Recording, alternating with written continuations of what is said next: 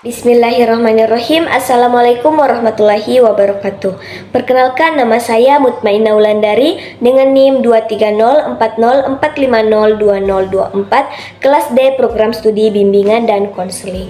Nah, baik. Jadi di sini saya akan mempraktikkan konseling.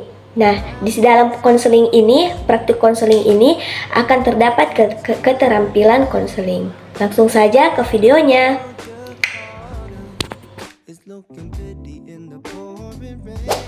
Selamat pagi Rani, terima kasih sudah datang hari ini.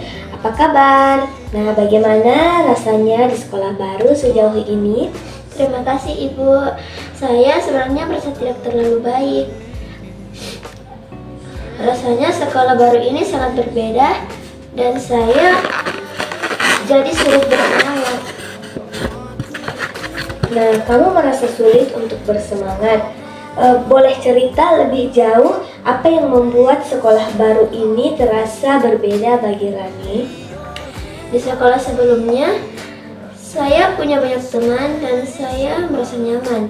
Tapi di sini, saya merasa seperti orang asing, sulit sekali untuk beradaptasi, Bu. Nah, itu pasti tidak mudah untuk Rani. Pindah sekolah dan meninggalkan teman-teman lama bisa menjadi pengalaman yang berat. Bagaimana Rani biasanya mencoba mengatasi perasaan seperti ini? Saya mencoba untuk bicara dengan teman-teman di kelas, Bu. Tapi mereka sudah punya kelompok masing-masing, jadi saya sering merasa sendiri. Nah, Rani sudah mencoba mendekati teman-teman baru, tapi sepertinya belum mendapatkan respon yang diharapkan, sehingga Rani merasa sendirian. Betul begitu? Iya, Bu. Selain itu, pelajaran di sini juga lebih sulit. Saya jadi merasa tidak bisa mengikuti. Di sekolah lama saya termasuk pintar, tapi di sini rasanya saya tertinggal. Nah, kamu merasa beban pelajaran lebih berat di sekolah ini, dan itu membuat Rani merasa tidak sebaik dulu. Hal itu pasti membuat Rani semakin tertekan.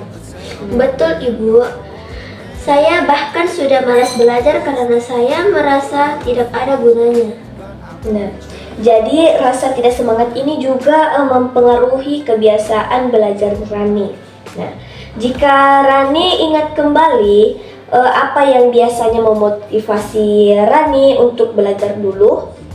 Dulu saya suka belajar karena saya ingin masuk universitas yang bagus, Bu. Tapi sekarang tujuan itu terasa jauh sekali. Nah, Ibu mengerti. Nah, rasanya seperti tujuan besar itu menjadi sulit dijangkau di kondisi saat ini.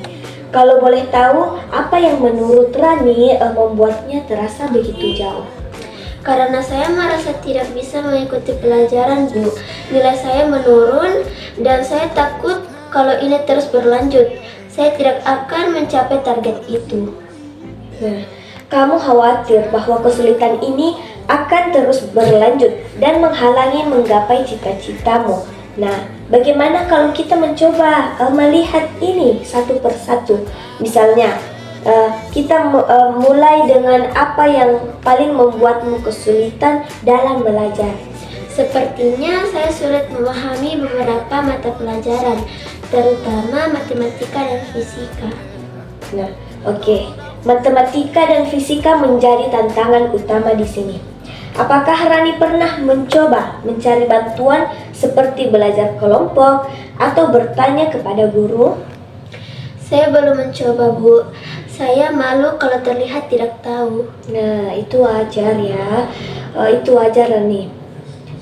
Tapi perlu diingat, meminta bantuan adalah bagian dari proses belajar, bukan tanda kelemahan ya.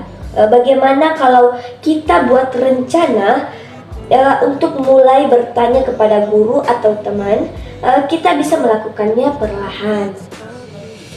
Mungkin saya bisa mencobanya, Bu. Tapi bagaimana kalau saya tetap tidak bisa mengikuti? Nah, kalau begitu kita bisa evaluasi lagi bersama. Ini proses yang butuh waktu dan tidak apa-apa jika ada langkah yang sulit. Nah, hal penting adalah kamu tidak sendirian dan kita bisa bekerja sama untuk mencari solusinya. Terima kasih Bu, saya merasa lebih tenang setelah berbicara ini. Nah, saya senang bisa membantu Rani. Kita sudah mulai melihat langkah pertama untuk mencoba meminta bantuan untuk mata pelajaran yang sulit.